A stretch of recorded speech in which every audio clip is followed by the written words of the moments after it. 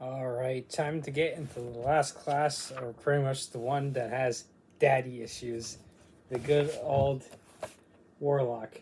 The pretty much sometimes people say also a cleric with extra steps and everything. So now the core Warlock traits, in like to start things off, it goes like for pretty much every class. It talks about the primary ability, hit dice and stuff like that. So with the Warlocks, their primary ability is Charisma, sort of like the Sorcerer. Now, I talked to the Sorcerer how you could switch for Constitution and everything, but here, it's the Warlock, Charisma pretty much makes more sense too and everything, so, because you're kind of like searching for like a patron or whatever, so you kind of have to have that high Charisma to kind of like, in order to have that give and take of that patron or whatever you're looking for. Now they have for hit dice, they use the D8 for hit dice, and you get like one per level. Of course, you always add your Constitution modifier to it as well. Now for their saving throws, they not only is it charisma, but it's also wisdom. For skill proficiencies, like usual, you have like a two where you can pick between Arcana, Deception, History, Intimidation, Investigation, Nature, or Religion. The weapon for proficiencies, they have simple weapons, and armor training, they have light, and of course they do have a couple options for like starting equipment. Now the warlocks start off now you can sit here, and here's like the pretty much the progression table like they have for like all the classes. Like it shows like the levels, like the proficiency bonuses, all the abilities that you're getting, plus for this class, like all the spells and everything. So the warlock, instead of having like a spell slots and like prepare spells kind of combined, sort of like the wizard, what they do is they actually consider those kind of separate. So for instance, you have starting off at level 1, you have 2 prepared spells that you can cast in a sense regardless or whatever. You do have 2 cantrips or like 2 level 0, and then for spell slots you have like 1 and like a level 1. So in essence, you can cast 3 like in a sense 3 level 1 spells at level 1 plus a couple cantrips and everything. So that's how it goes. And so now I'll go over like the abilities. Like for instance, like you start off at level 1 with Eldritch Invocation, Pact Magic, and of course they go and they start off with descriptions of everything, so you can sit here and read every description and everything. So now to kind of save on length for this video, I'm not going to necessarily go in depth on on each ability and everything. So in the that's where the good old PHP comes in handy. Is like getting this and everything. Now I know I've stated in other videos that you can in a sense get away with starting off with like a starter set or like a starter box and everything. So for instance, I know I've gone over like the essentials kit and everything, so this gets you pretty much pre-made stuff and pre-made characters and everything. So that's the easiest way to get started. It's usually cheaper, but with something like this, it gives you all the information much more in depth on all the classes. So you may not necessarily want to have a pre-made character. This lets you do this. So now it goes into depth on all the abilities. So but to kind of a long-winded rant on keeping this video short. Again, I'm not going to necessarily go over all the abilities in depth. I'll just kind of mention them and everything. So now at level 2, going up from from level 1 to level 20, the only 3 levels that you don't actually get class features are 5, 7, and 18. So I'll go through all those. For again, level 1, Eldritch Invocation, Pact Magic, and then level 2, Magical Cunning. Then you get your Warlock's subclass, ability score improvement, subclass feature, another ability score improvement at 8, Contact Patron, subclass feature, Mystic Arcanum, level 6 spell. So the Mystic Arcanum, level 6, 7, 8, and 9, kind of lets you cast that spell free of cost and everything. So that level 6 is at 11.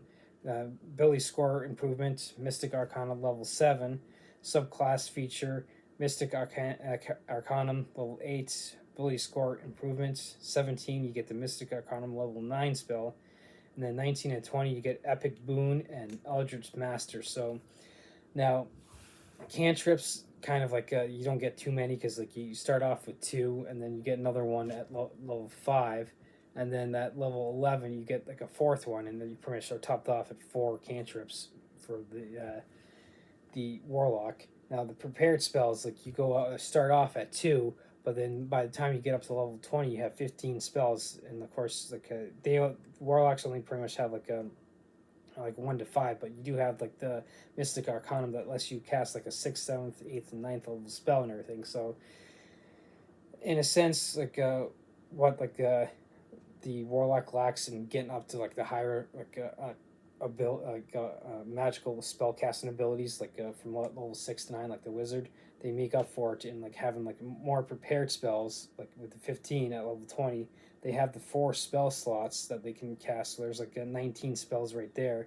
That, and of course the spell slots are like 4 like that you can use from levels 1 to 5, and of course you cast them kind of like that corresponding level. So like at level 20 you have 4 like spells that like, you can cast at level 5. So you, I'll use Magic Missile as an example. You would cast Magic Missile at like level 5 and everything. So you'd instead of doing say like the typical like 3d6 damage or whatever, or 3d6 plus 3 or whatever, people can drop in the comments and tell me the actual damage and everything. So I don't necessarily play Magic users that often, so like I'm kind of like going off the top of my head, just using that as an example. Instead of the 3d6 plus 3, you might do 66 plus 6 or something, for as an example. So, but like you make up for it like with the other like abilities and everything. So now with like the 4 subclasses, they're like pretty much like quite distinct. So like there's the Archfey, the Fiend Patron, there's the Celestial Patron, and the other Great Old One Patron. So like for instance, like here you can see like the pictures for like the Archfiend and the Celestial Patron.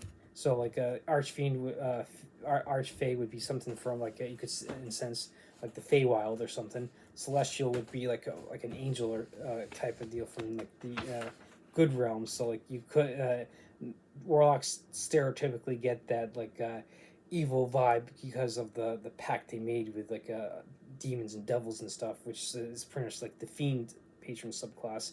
Now of course the Celestial subclass lets you play in a sense of a goody two shoes warlock and everything. So maybe like you're touched by like a drawn from real world experience. Maybe you're touched by like Saint Michael the Archangel or something. So that's like an example that you could do for like a celestial subclass drawn on real world uh, religion and mythology and stuff. Now, typically, like the stereotypical like warlock is like using the fiend patron subclass and everything. So I know like probably in like previous iterations, like with the first 5th edition, that's probably like the what people most bring comes to mind when you have the warlock. And of course the Great Old One's patron subclass. What comes to mind for me with that is like Call of Cthulhu. So like you're probably like drawing on like the horrors of the outer realms or whatever. So like you could add into like a tie of like horror and stuff. So like getting into something like the Curse of Strahd, like Vecna Eva Ruin, that kind of like you could kind of add some extra horror themes to stuff like that, or use like the dread realms that you get from Curse of Strahd, and also like Von Richten's Guide to Ravenloft. You could, in a sense, pretty much put the spotlight on the Great Old One's subclass and everything. So that's how like the warlock is like pretty much like broken down. Of course, like I say, like with having the search for like a patron, it's like like I said, like it's the class with daddy issues because like they're pretty much dependent on their patron, sort of like a cleric or druid is like in a sense dependent on their deity for their magic and everything. Of course, like and that's kind of like one way of looking at it. And of course, like patron is pretty much like someone who pretty much has their finger right on you and everything. So that's another way to look at it. Like, but I have yet to play a warlock myself, and of course, there's so many different classes in this that I have yet to play because like. But I would like to get back into D&D with my group eventually to start playing these other classes and everything. So I play like classes like the barbarian, fighter, and like classes like that. And so I have played like a fighter thief elf way back in second edition and everything, and have played rogues in the past as well. But like I haven't played too many spellcasters. I did play a dwarven cleric in our like first campaign where we did Candlekeep's Mysteries and stuff. But like with these classes going over it, this is just kind of give like a brief overview of like, hey, look, this is what their abilities are. This is what this is all about and everything, to kind of give people ideas. So like if you're like me and tend to stick with some certain classes like fighter, barbarian, rogue, and thief and stuff like that and everything, here's some ideas for you to kind of like at least like a good quick video for a baseline. Like, okay, so this is kind of the general idea of what this class is like. Let me try out the warlock. Let me try out the wizard. Let me try out the sorcerer or whatever. So these videos were designed to kind of give like people a quick overview of, hey, look, this is what this class is all about and everything. So here we've like finished it off with the warlock. So now upcoming videos I'll probably get into like further in depth on like other things. I'll probably have to think up of stuff going forward, but like this pretty much wraps up the character class series with the good old warlock